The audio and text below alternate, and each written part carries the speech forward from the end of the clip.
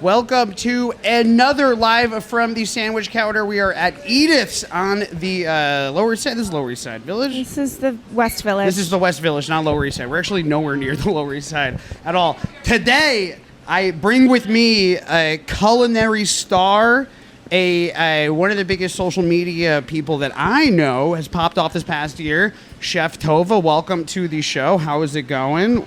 It's going good. It's going good. I feel like I've been watching you rise. I feel like I was an early adopter to Chef Tova land, and then I've only seen you get better and better ever since. Yeah, everything's coming up Tova. What is the secret to success? Have a brother in entertainment. Yeah. I think that's helpful. I'm a Nepo baby. I was going to say brother Nepo baby. Does that count? Yeah. He doesn't get good connections. Well, that's not true. He doesn't have any good connections? No. I feel like I bring in good connections and he helps me maintain them. Okay. Do your parents work in the industry at all? No. What do they do? They were losers. They got into psychotherapy. Ugh, my dad's a loser lawyer. If you slip and fall in Borough Park, if you're a Hasidic guy who's ever slipped and fell in Borough Park, there's a good chance my dad has made 3% off of that fall. That's how it works out there in Borough Park. If my dad wasn't in the entertainment industry to build up my career, I wish he was a lawyer. But I do lie about my father being a lawyer. What is he? Oh, you tell people that he is a lawyer. Yeah. Why do you tell people? To scare them? Because you're like, you don't want to get involved with me. I will litigate you. Not involved. I mean, you don't want to get in a fight with me. No, just when I want to win an argument, if I'm, being unhinged in public and someone is just you can't shoplift at Whole Foods. I'm like, my dad's a lawyer. You're allowed to shoplift at Whole Foods. The rule with Whole Foods, by the way, if you do self-checkout, you have to do one for you, one for them. It's like being in Hollywood. It's like being an A-lister in Hollywood. It is. You do one for the studio, and then you do an indie film, and then one. That's what I do. The expensive cheese, you don't have to pay for. That is the rule. Expensive cheese and fruit that's been cut up, you don't have to pay for legally at Whole Foods. These are facts. Also, sushi you don't have to pay for. Also, vegetables you don't have to pay for. Yeah. If you make it you can eat it before the checkout also, super duper free. Yeah. I usually get in there, first thing I'll do, I'll go to the deli section, I'll take a full deli thing, and I'll have a little snack in deli as I'm going through my Whole Food selection. Yeah. You gotta be doing snack in deli. Although their prepared food section has gone downhill, let me tell you. What happened? Wait. It's gone down? It's just bad. What? It's just How not so? good. They have things that just look like anything that they do that's Asian inspired. Yeah. It's you just see crystallized sesame chicken that's been on a hot plate for the past 5 hours. If you go to this is a fun little, if you don't like horror movies, you can just go to the Whole Foods prepared disgusting food section at 10 p.m. right before they close. It is a graveyard of what once was. It's a lot of cauliflower that's had all of the water just zapped out of it. I like that though. I will say that some of that stuff is the best taste because you got the little crunch, you got the chicken crunch out there. It's disgusting, but it's also, not gonna lie, probably one of the more textured things that Whole Foods is. For the more feral of the New Yorkers, for sure. Yeah, I mean, there was a while when I first moved here where I would say 4/5 of all of my meals I ate from Duane Reade, and in that Duane Reade Select. That's terrifying. I know it was funny. It's actually kind of funny knowing which Duane Reade had the good sushi and which Duane Reade had the best sushi. No, you did not get Duane Reade sushi. Duane Reade sushi, the one that was in Times Square, was way better than the one that was in Port Authority. That's a fact. I know that, and that's something that I know as a human. I can't unknow that. Anyways, Chef Tova, I brought you on the show. We're going to do a little bit of new stuff, and then I want to have a little bit of a conversation about Sweet Sinner Shabbat. You had started the Sinner Shabbat trend. You guys have been getting a ton of press about that. I want to talk all about that. Before we do that, though, let's talk about the news. A couple of big items. First off, the Astronomer CEO. The VP has officially taken over today, and in his press release, his first press release, he said, quote, I don't know if this is actually the quote, but he basically said that he was excited to take over the role, and he thought that it was a good thing that people were now talking about Astronomer, the AI, whatever it was. Do you think this is a net positive for Astronomer? For all those who don't know at home, there was the Astronomer CEO who was at the Coldplay concert. He's head of HR. He was snuggling up with the head of HR. Chris Martin put the video camera on him. He was then caught in that moment and then reacted as if people knew who he was, which was the big tell. As if someone in the audience was going to be like, wait a second, that's the guy from Astronomer. That's the CEO of Astronomer. No way. And then he ducked out of the way. It caused a bigger commotion because everyone all of a sudden was like, why is this guy, ducking out of the way? It led to him stepping down over the weekend, and it led to this guy taking it over. Net positive, net negative for Astronomer. Do you think that this is going to be good for them or is it bad for them? I'm going to be completely honest. Go. The only thing I care about less than who is the CEO of Astronomer is Coldplay. Like it's a race to the bottom. Yeah. People care about... People are talking about Coldplay now, which they never did, and I think that's actually the net negative. They're still doing Viva La Vida. It's like... That is crazy. I mean, it would be like... Do you think that if you go to like a... Remember Psy, the Gangnam Style guy? Oh, that guy just deserves eternal life. He gets to play it. That Viva La Vida is like kind of like chody, but like Gangnam Style, if he better play that 3 times during that concert. Viva La Vida is also like one of the worst songs that someone can pick for karaoke. Oh yeah, because no one has an emotionless singing of that. It's a lot of people who put a lot of emotion into singing Viva La Vida. Yeah. Yeah. Coldplay's back. They're making money off of this. They're making Spotify bucks. They're making a ton. And then they didn't even address it the next concert. They kind of just didn't even talk about it, which is just shows how chody they are. Okay, so your big issue here is that people are talking about Coldplay again. Yeah. I agree. They should not be anything that brings attention to Coldplay. Not a good thing at all. If you were it's rewarding bad behavior for stagnating talent. I hear what you're saying. Listen, they should have been phased out years ago. The CEOs of tech companies, that is their demo. There isn't anyone who isn't, some sort of like a tech or CEO or something like that is listening to those. Yeah. Yeah. If you were the VP who was taking over for Astronomer, what is the statement that you are putting out there? Day one, you go into the office. I'm putting your CEO hat on here, Chef Tova. What would I say as a CEO? I can introduce you. Pretend like you're talking to the board here. Right now, the board is in chaos. Everyone, they don't know if the company's gonna be around. The company's a joke. No one actually knows what Astronomer does.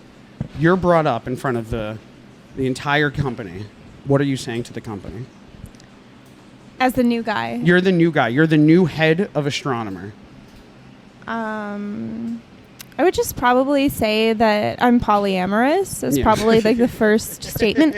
So that if anybody ever did catch me cheating, it would be like plausible deniability. You know what I mean? Like I'm not saying like as a new CEO I would cheat. Yeah. I'm saying like my biggest fear is lack of options. Yes, yeah. And so Which is what Astronomer is fighting. Gives you more options in the workplace, I gotta assume.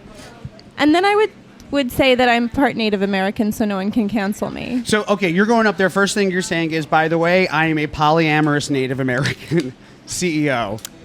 Yeah. Female. I'm female, polyamorous, Native American. I feel like maybe in this scenario, like I'd want to be a guy. Like I'd want to be a guy in this hypothetical scenario. I wouldn't want to be the CEO of Astronomer as a woman. Okay. Well, obviously, I mean that workplace seems because I like would not want chaos. to. I wouldn't want it to be like the time when. Like when Kamala Harris was like almost president because of Biden. That was never going to happen. Almost is a big stretching of that reality. Like people were like, oh, like we don't want a lady president because she was the leftovers of what we had, that she wasn't elected by the people. Yeah. I feel like that way about having hypothetically been the female CEO of Astronomer. I wouldn't want to feel like leftovers, that they were trying to just hire a woman for a PR move. This makes a lot of sense here. So what you're going to do is you're first off going to turn into Yentl, where you're going to... Do you know Yentl at all with Barbra Streisand? Oh, my God. Okay. Barbra Streisand movie. She dresses as a man to go to yeshiva, and that's the entire movie. And then Alfred Molina at one point is like, why am I feeling so attractive to my yeshiva mate? And then I swear to God, she shows her boobs. And then it's a huge deal, and that's how... Yeah. Okay, so what you're doing is you're turning... It would not be a big reveal like that if I exposed my breast to someone. They would still... They'd be like, okay. They'd be like... Nice. I have nipples too. Like, you know. but in the scenario, you're in a yeshiva. But also in the scenario, I have Barbara Streisand tits. Yeah. Oh, phenomenal, talented, great singer tits. So, okay, so what you're doing is, one, you're yentling yourself. You're becoming a man. You're going up there and you're saying, everybody, first off, before we start, astronomer Q2, I got to let you know, I am poly. So no one say anything. My wife is cool with this, okay? Yeah. So if anything comes out. It's right now, it's just me and my wife, but yeah. Who knows in the future? I'm also making a rule that everyone here has to be poly. I think that HR has to now make a rule here that no one's going to transgress this. That's the only way to really save the company. I'm actually saying, for the sake of the company, dear board of trustees, everyone here has to be poly from now on. And I'm Native American. Is that what you said? Yeah. Okay, poly, Native American? I might get canceled for saying that. No one can get canceled anymore. You're way too famous to get canceled. You have like 145,000 Instagram followers. You can say anything. It used to be that you could get canceled. Colbert doesn't exist anymore. Yeah. Nothing can get canceled anymore. Which actually brings us up to news story number 2. Colbert. Do you care about Colbert at all? They're canceling Colbert. They're canceling Stephen Colbert completely. Wait, because he's canceled or because the show wasn't making money? Oh, yeah. Are you talking about, he himself is not canceled at all? Okay. No, the show is canceled completely. Okay. Yeah. I think I heard about this, yeah. You think you heard about this? Yeah, I think Stephen Colbert has had funny moments. Out of curiosity, how old are you?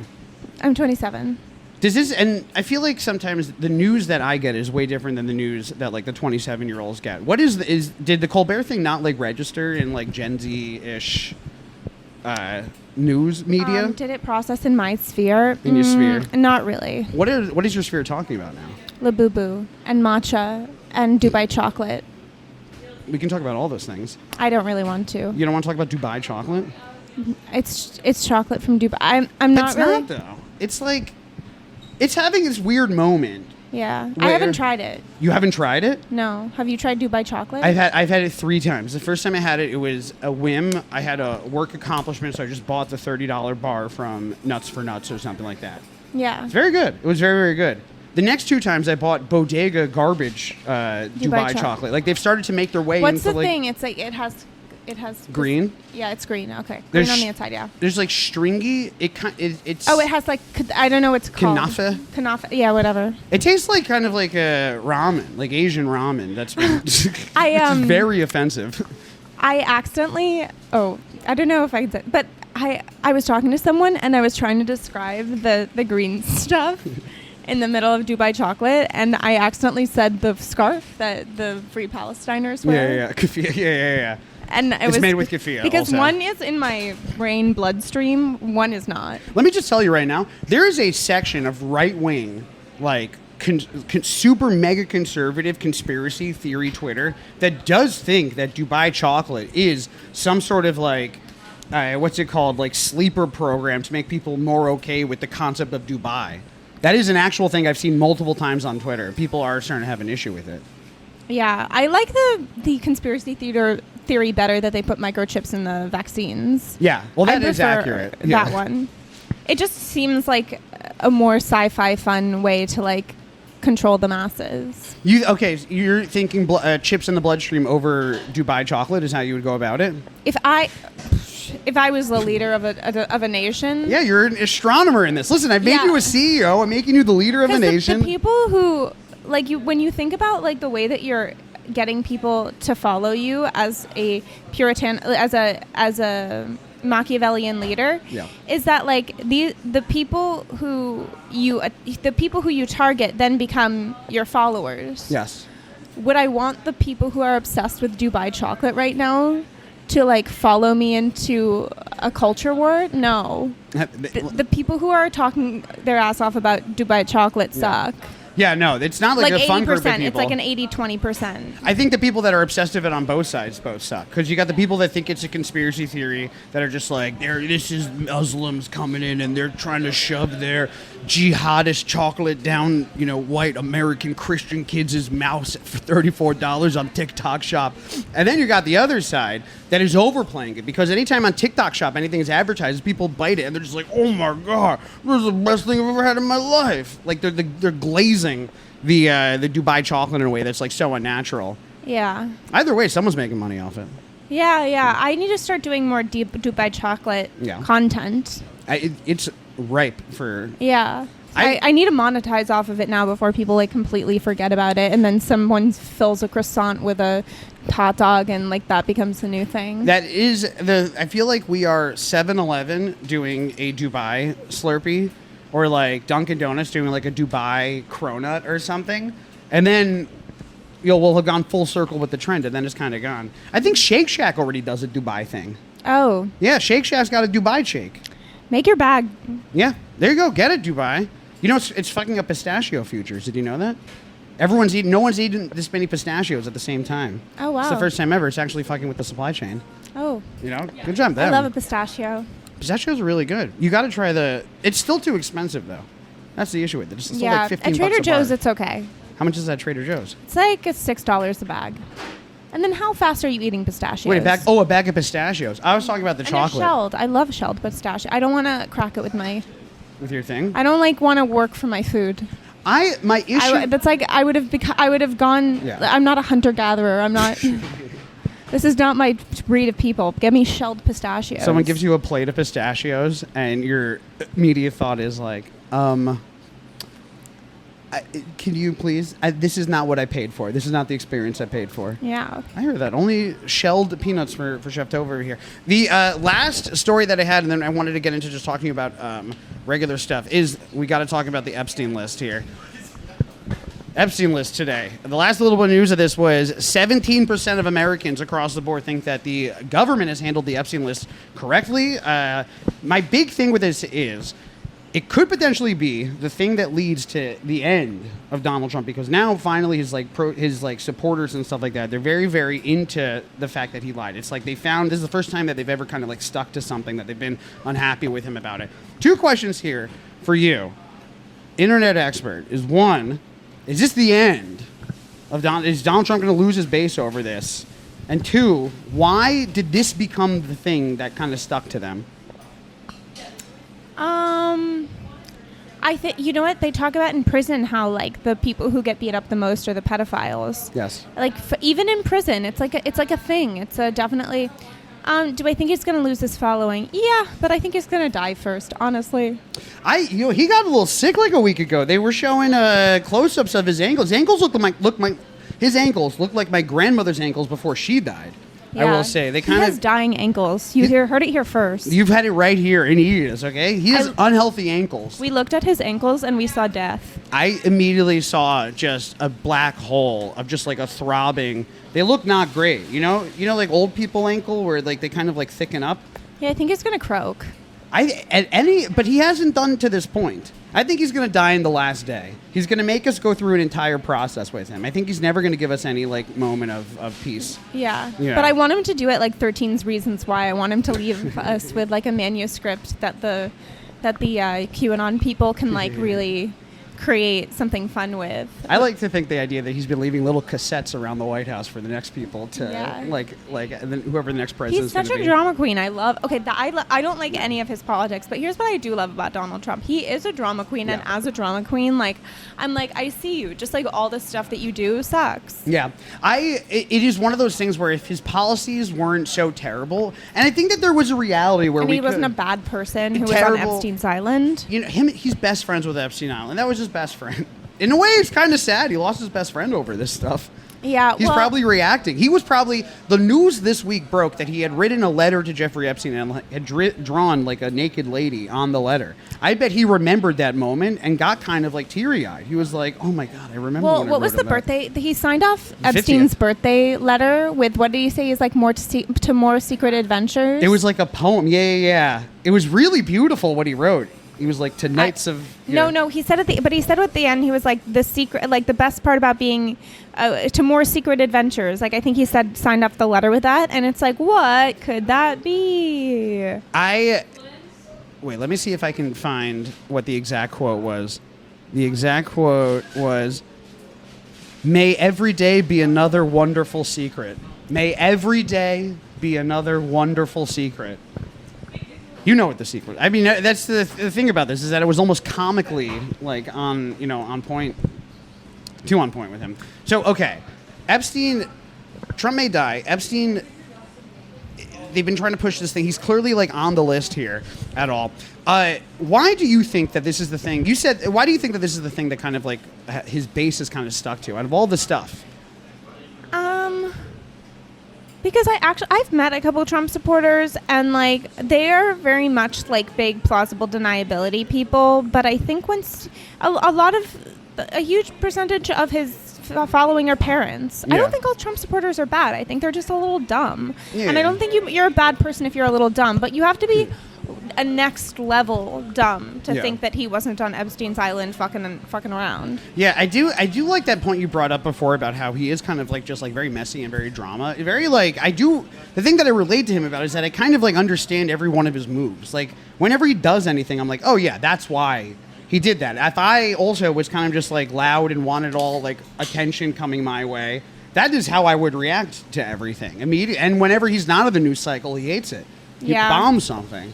Whenever I'm not being talked about, I usually like to find one of my like lowest hanging relationships, and then blast it into smithereens. Yeah. Just to see what happens, you know? Hundo P. He's kind of like a cat walking around the house, just seeing cups and being like,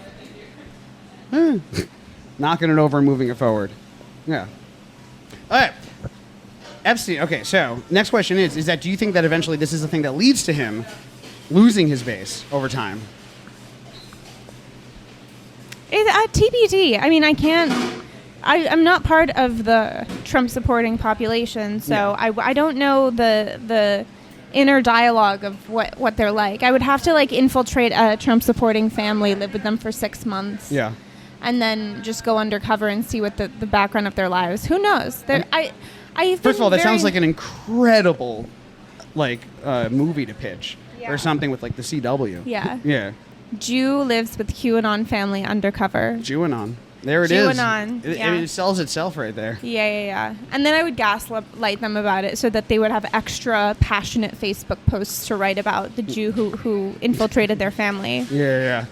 Okay. You're infiltrating them. You're getting to know them. I think that's the only way I would find out answers on whether this is going to lead to his demise. I mean, there's an easy way into this. You live in New York. Barron Trump is hanging around. Yeah. I mean, you gotta go talk to him. Yeah. It's easy to spot. He's like 12 feet tall. Yeah, really ugly. You think he's ugly?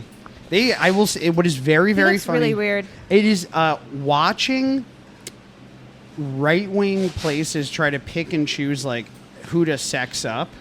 Yeah. He's like one of them where I see his like face on like a Twitter and just somebody be like, oh my God, look who's getting handsome and stuff like, and it is him. You think he's getting handsome? I don't have the one that think this is what they say on Twitter, what they say on X. Yeah. Yeah. Anyways, okay. That is all the news that I had for today. But I brought you on, Chef Tova, because, like I said, you've had a meteoric rise over the past couple of years. The first thing I want to talk about is what was the big shift? What was the content shift? Explain to people what you do and how you ended up doing it. Yeah. So I wrote a book about being a private chef, and I was told by publishers that I needed to like have a social media presence in order to be sellable.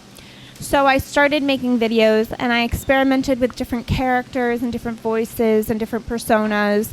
And the thing that really just does phenomenally online is dating content. And so I originally went viral for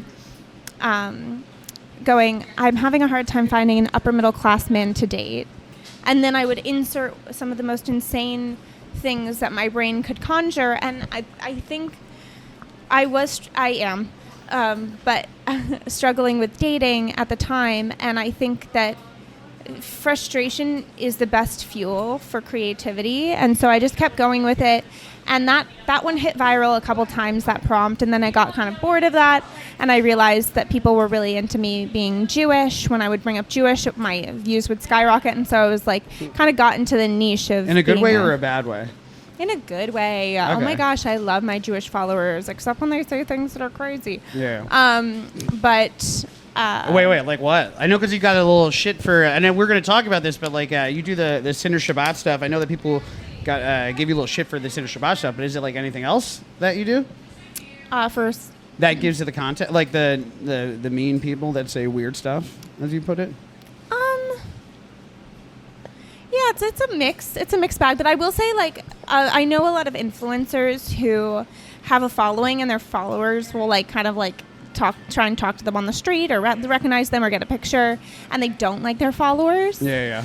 Do you like your followers? Do you like when people? I love my followers. Yeah, They're just really cool people. They're just so many of them are New York based, and they come to the event to like meet me, but also they're really interested in being edgy Jews. And there isn't a huge edgy Jew like event or influencers who are kind of on the cusp of being sort of controversial. And so it's a very self-selecting crowd, and I love that. But online, when people are weird to you, what are they saying? What is they usually weird about? Different things. We can pass. Okay, got it. Pass. Okay. You start becoming a little bit more famous, recognizable online. I remember that when I started, people started recognizing me in the streets. It was it was fun at first, and then it got a little bit weird, and then I felt like I was getting paranoid when I'd hear people talking, because I'd catch people talking about me occasionally. And then I would be like, are they fucking talking about me? And then they would like look away like real quick. And I'm sure sometimes I saw that and they were not talking about me, but there were times that they were, that I knew that they were talking about me. And that was starting to like fuck with me a little bit. I like to think also that I am very famous just on the Upper West Side. And then if I leave that, I am back to being beautifully anonymous. Annoying? Is that what you said? A normie. Oh, a normie. In the Upper West Side, not annoying. The second I get out of there, very annoying. That's how it works. Yeah, but is that the same thing here? Do you find that you're like famous regionally or geographically, or is it kind of just everywhere people see you? Well, you have to think about like the Jew population. So much of it is concentrated in New York. So, but it's also like NYU students, people who like liberals who love the jokes that I make about Trump, and it's all different type of people. But I've only had positive experiences. No one ever was weird to you. One time, someone did come over to me and tell me that they hate what I do. They said that they said that what I do is bad for Jews. That was an actual thing that someone said to me. Oh, you know what? I did have one strange experience. So I went to this event called Bound at the Basement, and it's like a dance party, but it has a dark room, so it has like a sex corner. So it's like a little bit edgy of a party, and everyone's dressed kind of scanty. And someone recognized me there. And he was really cute, and he's like, "Hi, oh my gosh, Chef Tova," and I'm like, "Hi," and he's like dressed in all this BDSM wear, and he was like, "Do you want to be spanked?" And I was like, kind of when in Rome. I was like, okay, so I could do. And then is that normally the vibe in the sex dungeon? People are like, I could be spanked.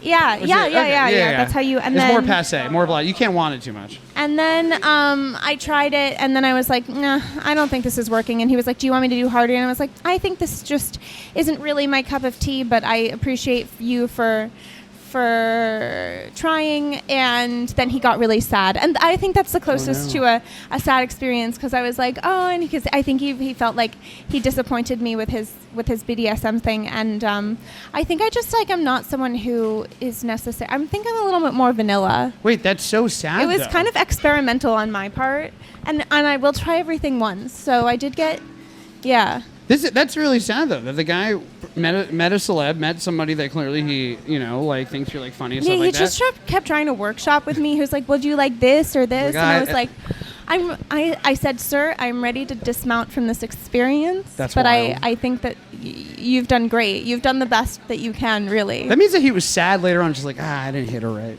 Yeah. I could have hit her better, I guess. So, okay, that was that. And you met with a person that you knew in a sex dungeon. I mean, or that person that knew you in a sex dungeon. That's like pretty...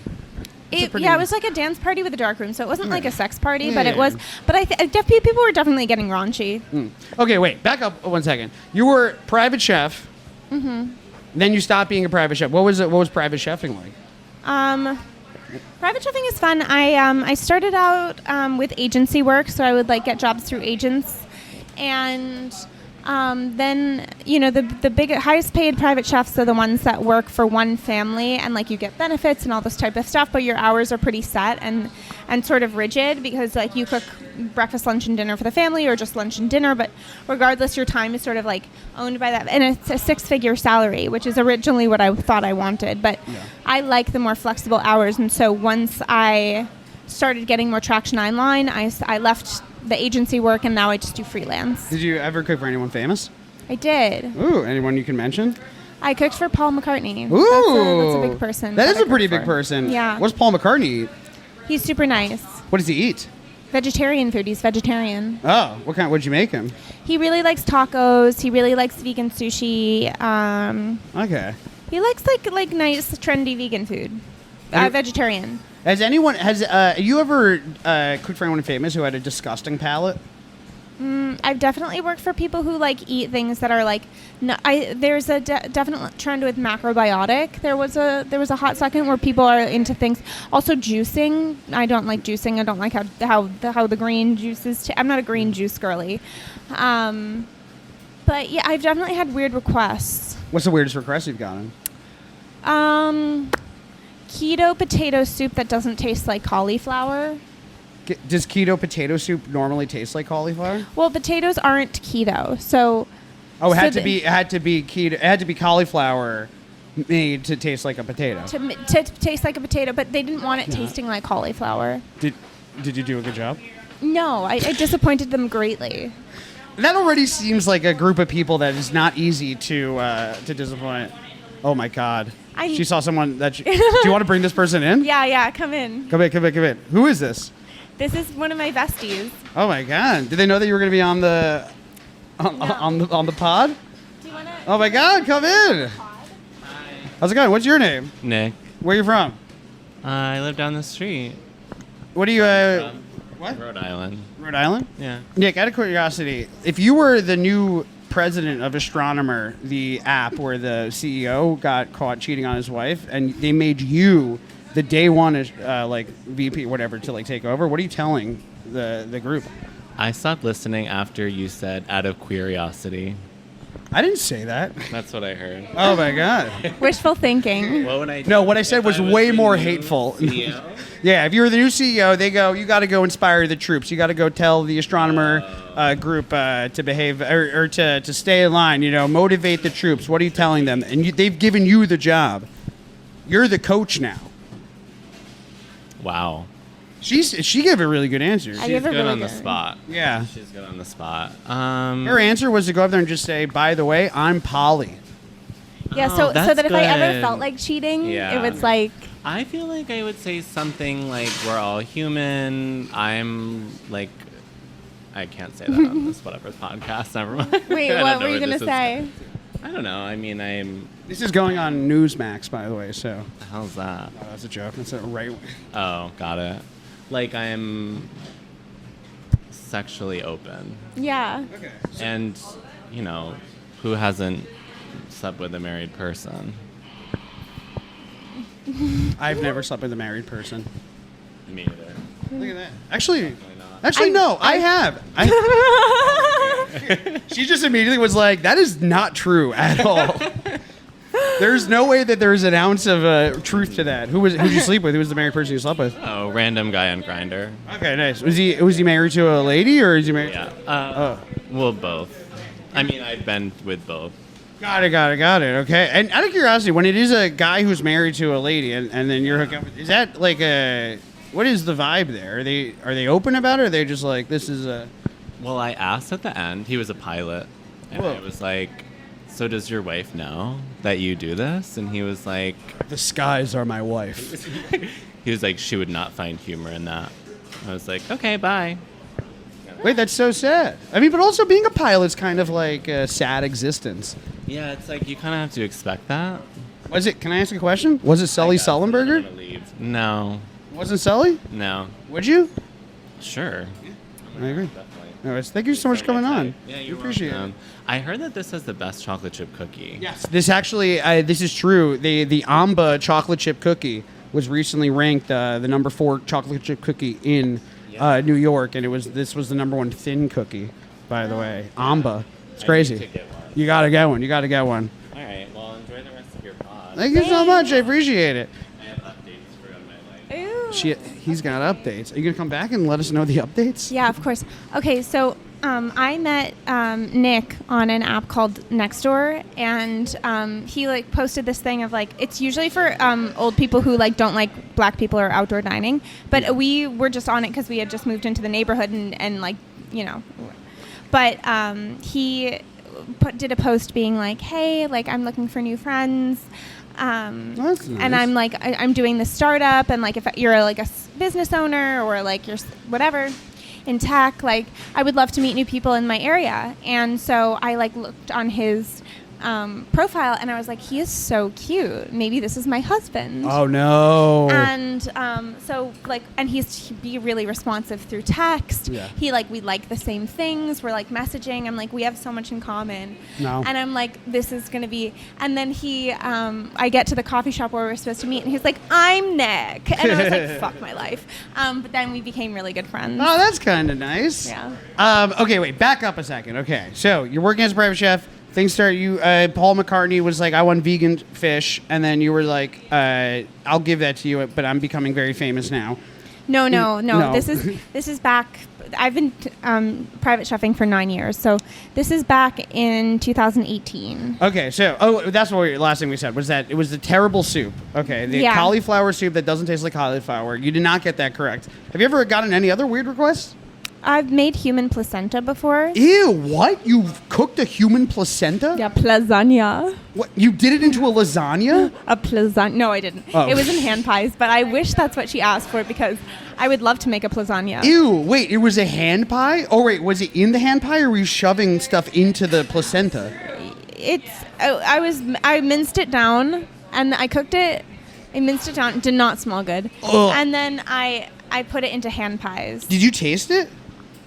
I can't say I had, but the husband did. Ew. But, you know, is it technically vegan if you eat you and you give your permission to eat you? I think this is a Torah thing. You're allowed to like eat a little bit of your blood, but you can't like drink it. It's like a whole thing. Like if you if you cut your finger, you're allowed to like put it in your mouth to like try to stop the bleeding, but you can't like drink it. So there you go. I wonder if the Torah says you can eat your placenta. You know what? This is a very good opportunity for for Google. Okay, Google, can you eat your placenta? I'd be curious what ChatGPT has to say about if The placenta is vegan if it's yours. Let's see. According to the Torah, this is generating, whether consuming one's own placenta, a practice of placentophagy. Oh, that's a phrase. Whether consuming one's own placenta, a practice known as placentophagy, is permissible according to the Torah is a matter of debate with Jewish law. While the Torah itself doesn't directly address placentophagy, rabbinic interpretations have explored related concepts of kosher dietary laws, repulsive acts, and practices done for health reasons to arrive at varying conclusions. Okay, there you go. You can possibly. The Torah didn't talk about it because the Torah probably was like, no one's going to want to eat this. I wouldn't do it. You wouldn't do that. It looks like a pork shoulder meets a veiny ball sack. It's not pretty. Okay, that's disgusting. How do you cook it though? What's like the best way to cook a placenta? I blacked out, honestly. I didn't know the entire time. Like if you could, it's one of those memories where sometimes I like try and go back to it, and I'm like, wow, it's not there. Do you like put I it knew in like I did it. It's got to be like a red wine reduction kind of thing. Like, isn't that like the? What is? Disgusting. Absolutely disgusting. Okay, we'll move on past the placenta that you cooked. Okay, that was the weirdest one you got. Okay, then at some point you start getting a little bit more famous up there. What has it been like kind of like rising the ranks on TikTok and stuff like that? Does TikTok like the stuff you're doing? Do you ever get banned or anything like that? Are you worried about getting banned? I feel like I have a toxic relationship with social media. Like, I want it to love me. Like, I think my anxious attachment style works for social media because it has me constantly producing and it's never happy enough. Yeah. Or, like, once it gets happy, I'm like, when will you be happy with me again, mommy algorithm? Yeah. I feel like sometimes I do talk about it like it is a human, where I'll be like algorithm the fucking algorithm. Algorithm's angry with me this week. And then I'll try to be nice to the algorithm and I'll be like, okay, I'll put up a milquetoast post that I know that you're going to like more and stuff. You give a sacrifice to the algorithm out there.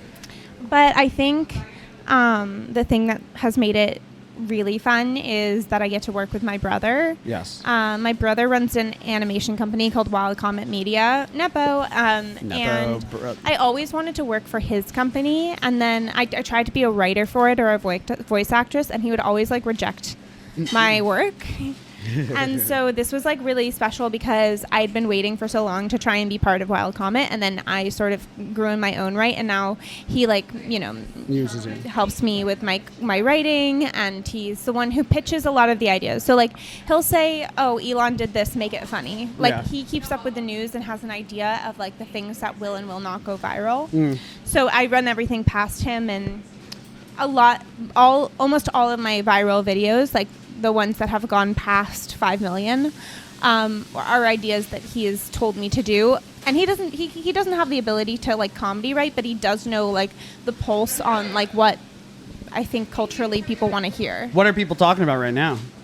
The astronomer, a lot of the questions that you asked me at the beginning, the big news articles are the same big news articles that people are talking about, but I think the angle push is what differentiates it from things that people are talking about that are current, that go viral and don't.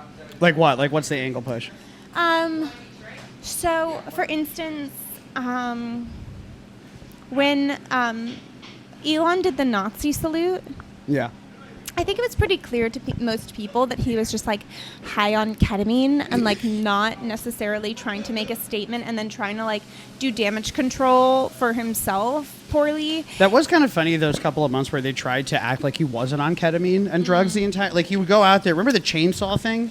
Yeah. Like that chainsaw thing happened, and then a week later, like some report came out where it was like he was on drugs, and then Pam Bondi or something went out there and was like, what are you talking about? The guy who just waved a chainsaw around the stage is not on drugs. He's just excited about being a Republican or like whatever. Yeah.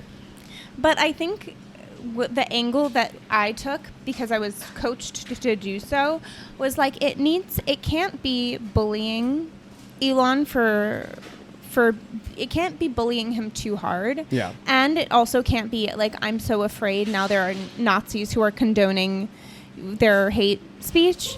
It had to be from an angle of like, this man is so ridiculous that there is like comedy to it that is so laughable. And so just like taking the exact right tone is really important. And I think I'm a talented comedy writer, but I think sometimes I don't know tone.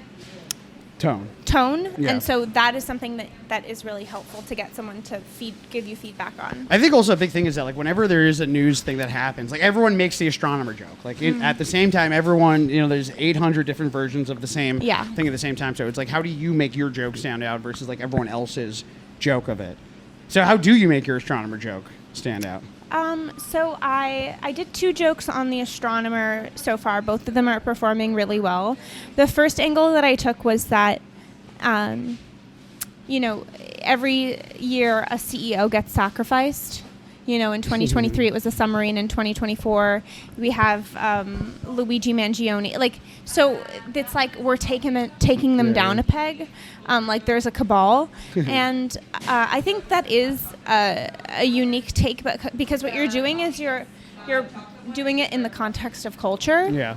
And I think people really like callbacks to other things that are happening. It kind of like makes people's neurons rub in a funny way to be like, oh, she's connecting Luigi Mangione to something that, you know, that a news article that I liked to something that's now, and it brings back, I think, I think also comparisons is a thing that I do a lot in my comedy to like be like, this is like that. Yeah. So that's a strategy I use a lot to just like surprise people. I think there's also more writing to it. Like I feel like the stuff that you described, there's like a surface level joke to be made over all of this versus the taking a minute like writing down. Because I think a lot of like, you know, the issue with like social media content, like the good part and the bad part is that like it is so easy to produce. Like you're able to just go out there and you're able to like first thought, best thought, just kind of get it out there, which is why I think like so much of this just feels like very, you know, like the same thing just over and over. It's very monotonal. You're hearing the same joke over and over and over. So the fact that you are like putting like some writing into it, I think definitely like does change the thing. Out of curiosity, how do you think the next billionaire is going to die? Or what do you think is going to take down the next billionaire? If you said, because you said a couple of years ago it was Ocean Gate with the Titanic, and then it was Luigi Mangione, then this year it was Coldplay and Chris Martin. What do you think is going to take down the next billionaire? The Labubu. You think Labubu is going to be taking down the next billionaire? What do I think is going to actually take down the next billionaire? I do think that someone's going to go into space and explode. Like statistically, Yes. that's the most likely. 1,000%. That is 100% accurate. We are due for a space explosion. Like it's also so dumb that we're doing it so karmically. They're meant to explode. Yeah. It's also going to be someone kind of famous. It's going to be someone like a little bit famous. Like it's going to be a Gail King. Like we are about to lose. What's his name? Who's the sidekick from Breaking Bad? We're about to lose Chet Hanks. Chet Hanks is going to explode in a space. I love Chet Hanks. Yeah. I absolutely adore that. He was like acting in something recently. Yeah. He's like not a bad actor. He's just so dumb, and I love that. Yeah, no, definitely not. Okay, last thing I want to kind of bring up, Sinner's Shabbat. Tell me a bit about it, but also you do the. Tell me a little bit about it, and then I have a follow-up question about it. Yeah. So Sinner Shabbat is the event that I made. It's a burlesque Shabbat. With a dance party after. We have like a rabbi who comes in, he says a little spiel. So we have really cool, some of the attendees are also rabbis because they just want to see the event. But we serve sushi off of bodies. And, it's kind of this wild, edgy event. So if you are a secular Jew, but you don't want something boring, it's a place that you can go that is really fun, that has performances that are absolutely some of the most stated, like some really, really well-known burlesque performers and like circus performers have performed at Sinner Shabbat, and a huge population of our performers are Jewish, who I think they perform a lot but don't necessarily get to like tap into performing as a Jew. Yeah. And I think with everything going on, it's a way that we can celebrate just Jewish joy. Okay, so there is like a kind of like a push and pull here where like it's like a religious thing because like you're saying like Shabbat, but then also like there's this obvious like it's the sinner Shabbat, there's like a risque element to it. How do you navigate? Like how do you kind of like weigh those two things against each other so it's not just like not exploiting, but it's not just like making fun of the concept of Shabbat? Well, it is a Bless you. Bless you again. It's a celebration of being culturally Jewish. Yeah, okay. And so all of these iconographies that you've seen growing up from your community, it's that brought back, and it's meant to like make you feel a sense of belonging about being a Jew, even if you are secular. Mm. And what, like, have you got any, like, kickback or any, like, kind of people that are rallying against Sinner Shabbat because they think that does go against, like, halacha and Torah and all that stuff? Of course. We have, a lot of people DMing us, like, every week, every day, saying that, like, this is disrespectful, yada, yada.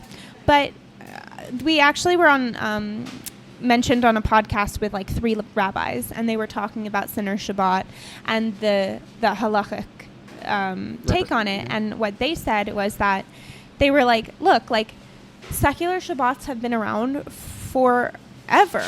And they're not necessarily upholding Jewish ritual. They're not necessarily halachic at all. But people want to point at Sinner Shabbat as being the most insane interpretation of that because we have burlesque strippers. Yeah.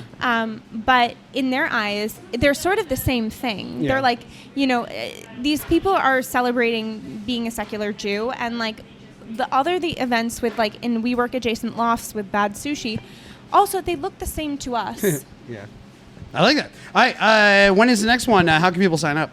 It is July 25th. We are almost out of tickets, so if you do want one, you will have to get probably today because we're running low.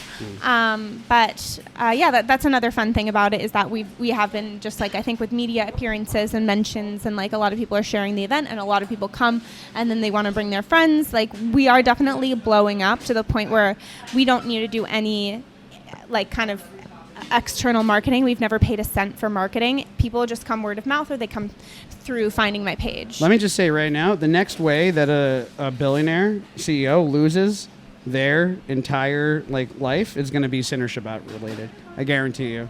You're going to see not Jeff Bezos. You're going to see like the Marjorie Taylor Greene. Marjorie Taylor Greene is going to be at the Marjorie Taylor Greenberg is coming in the next one. Anyways, we are done with this week's episode of Live from the Sandwich Counter. Thank you so much, Chef Tova, for showing up. Thank you so much, Edith's the Sandwich Shop. We are on Charles, I think, in West